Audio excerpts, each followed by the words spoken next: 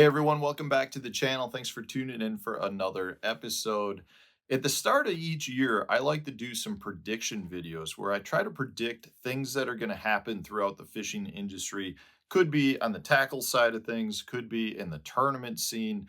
I just like to predict based on what we saw the previous year on what we would see happen for 2025 in this case. And I already did that video, but I've got a new prediction that I think will come into effect here at the end of the season.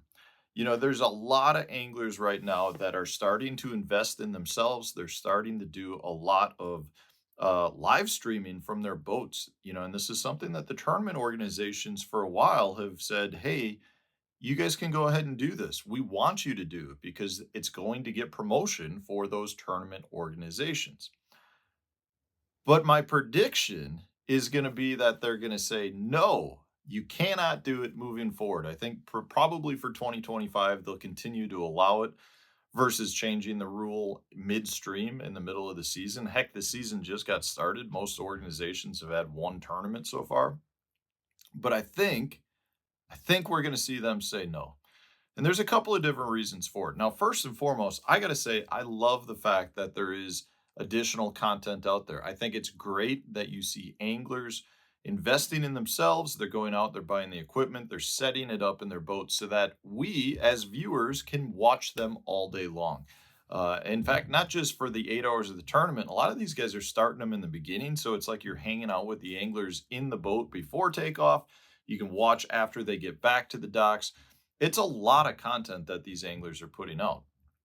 So I think that's a great thing. I also think it's great uh, uh, from the standpoint of making sure that the anglers are following the rules appropriately. There are no better referees out there than the viewers at home who are sitting on their couch who know the rules in a lot of instances better than the anglers do. So if an angler were to do something that was somewhat fishy, they would get called out immediately. So in my opinion, having the live stream is a better way to protect the integrity of the sport than just having cameras in the boat, which a lot of organizations mandate the anglers do. And the reality is I can have a camera in my boat and I can record everything that I do. But if there's not going to be somebody that goes back and watches all 8 to 10 hours of content to see that I was doing everything I was supposed to be doing, the cameras don't really do much. So to have a live stream going, I really feel like uh, maintains integrity within the sport. The anglers that are showing the live streams are literally opening themselves up to complete criticism by everybody that's watching. And the reality is there are a lot of people that are watching these. I happen to tune in and just kind of pan around to see what the anglers were getting. And I'm not sure who's all doing it, but I know I saw Matt Robertson doing it, and every time I checked him, he had like 600 people that were watching at any given moment. I saw Logan Parks who did it, who did a great job with respect to like creating a whole frame on his TV to showcase his sponsors, to show what weights he had. I think he even implemented some commercials. So there's obviously somebody behind the scenes that is helping to manage all of this, which I think is an amazing way to go about promoting sponsors. Um, so I saw he had several hundred people on every time I checked. Chris Zaldane was another one who had it going on and who had a pile of people watching. And right before I shot this video, I just went to look to see how many views some of these anglers got or have. And I mean, Matt Robertson, between day one and day two, currently his live streams have a total of almost 50,000 views. Zaldane, who had his day two video up, looked like there were 15,000 views. Not sure how many Logan Parks ended up having for the whole thing. But when you go and you compare that to like the views that Bassmaster's getting on their live coverage, which is not bad views. I mean, they're getting 5 to 10,000 views, but it makes me wonder how many people are tuning in to watch their favorite angler versus tuning in to the Bassmaster live show.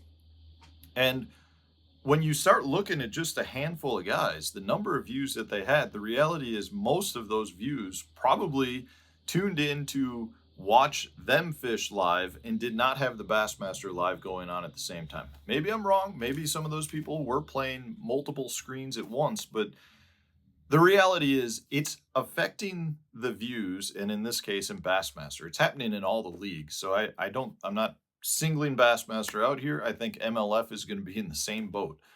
But when you start talking about taking away views from the organization's views, then that leads to potential issues for them to promote their sponsors. And because the reality is, we are not a sport, we are a marketing vehicle.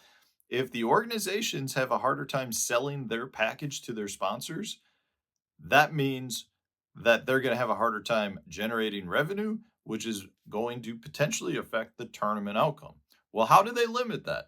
It's not that hard. You do one of two things. You either tell the anglers they can't live stream, because then that forces everybody to, in this case, Bassmasters live stream, or the organizations will come up with some way to manage this where that the live streams all have to go through their platform. So maybe they mandate every angler has to have a live stream camera. And at that point, the viewer goes to, say, Bassmaster, and then they can choose whether they want to watch Bassmaster live or Logan Parks or Matt Robertson or whoever, because they all have a camera at that point. And if that were the case, then the reality is all that traffic is still going through Bassmaster, and they get the views and they can go promote that to whatever sponsors they want. But I really feel strongly right now that the number of views that these anglers are getting are probably a lot more than the organizations may have thought. And if that is the case, it could definitely be hurting the numbers of the organizations. And they don't like that. What we know at this point is the organizations are businesses. And generally speaking, they let the anglers do what they want to do until it affects the business. If it affects the business, they have no issue at all saying, we're changing that rule or we're getting rid of it. And in this case, I think that's where we're at. So for 2025, I think what we'll see is this will go into effect at the end of the season. I don't think we're going to see them cut it right now, because the reality is they probably need to be able to have a full year to evaluate the numbers. But if they think that their views are down because anglers are showing live streams on their own pages and their own channels, I feel pretty confident to say we're not going to see it next year. At least we're not going to see it go through the anglers' pages. We're going to see it go through the organization's pages in some form or fashion. So it'll be interesting to see. What do you guys think? Do you like the anglers live streaming? Do you think the organizations might not like it? I'd love to hear. And I think right now, if you were to hear the organizations, they'd probably say we love it because it's bringing more people into the sport. It's a great way to have the anglers really promote the organizations at the same time. But at the end of the year, if we see that that's hurting their bottom line, I think we'll see an end to it. So let me know your thoughts. That's a new prediction coming from me. I appreciate all you guys watching on a regular basis. And stay tuned. We'll have a new video coming out tomorrow for you.